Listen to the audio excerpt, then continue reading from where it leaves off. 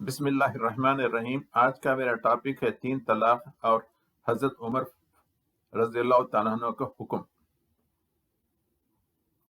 حضرت عمر نے کس لیے 3 طلاق کو 3 شمار کیا؟ کیا وہ حکم شرعی تھا یا تعزیری، یعنی as a sort of punishment? کتاب کا نام ہے صراط مستقیم اور اختلاف امت، لکھنے والے ہیں حافظ صلاح الدین یوسف، اور پیج نمبر ہے 76۔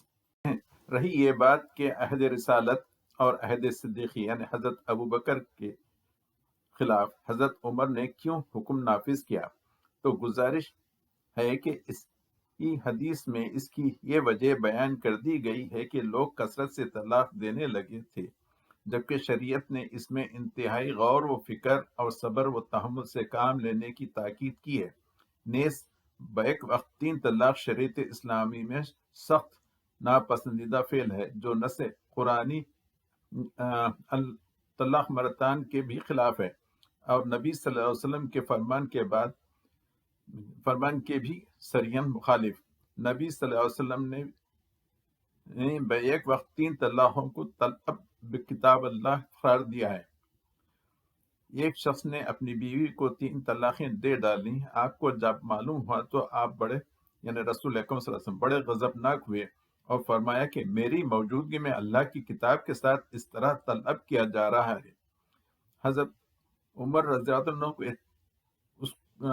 اس کو اتنا ناپسند فرماتے تھے کہ جس شخص کے متعلق ان کو پتہ چلتا کہ اس نے بیک وقت 3 طلاقیں دی ہیں تو اس کے پشت پہ درے لگاتے۔ لیکن جب حضرت عمر نے دیکھا کہ لوگ طلاق کے مسئلے میں اس احتیاط و تدبر سے کام نہیں لیتے جو شریعت کا منشا ہے، اور طلاق کا وہ صحیح طریقہ اختیار نہیں کرتے جو شریعت نے بتلایا ہے کہ طلاق بلفظ واحد حالت طہر میں دی جائے، بلکہ بیک وقت 3 طلاقیں کثرت سے دینے لگے ہیں، تو حضرت عمر کے ذہن میں یہ بات آئی کہ کیوں نہ 3 طلاقوں کو 3 ہی شمار کرنے کا نفاذ کر دیا جائے، تاکہ اس سخت اقدام سے لوگوں کچھ تنبیہ ہو اور وہ کثرت سے بیک وقت طلاق دینے کے رجحان کی حوصلہ شکنی ہو۔ یہ گویا ایک تعزیری یعنی پنشمنٹ اور پریونٹو اور تحدیدی اقدام تھا، جو اتحاداً حضرت عمر نے اختیار کیا تھا، جیسا کہ اور بھی کئی مسائل میں انہوں نے ایسے ہی اتحادی اقدامات کیے تھے۔ ان مسائل و حضرت عمر کے اقدام کا پس منظر چونکہ صحابہ کرام کے علم میں تھا، اس لیے اس وقت صحابہ کرام نے بھی سکون اختیار فرمایا تھا۔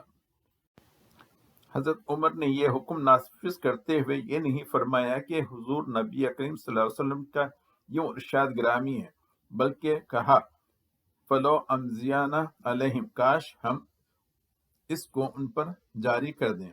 ان الفاظ سے صاف ظاہر ہے کہ یہ آپ کی رائے تھی، اور امت کو اس فعل حرام سے باز رکھنے کے لیے یہ حکم تعزیری یعنی پنشمنٹ جاری فرمایا۔